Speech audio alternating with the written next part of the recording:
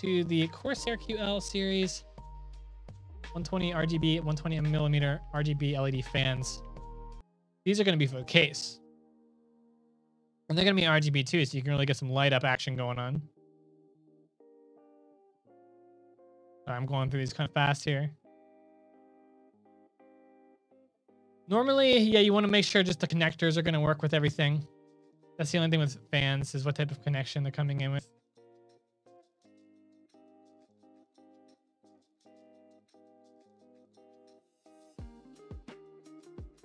Let's see. Oh, they did have some pictures there, like what it's going to look like in a case. That's good. That's what they can look like. That's a Corsair case as well.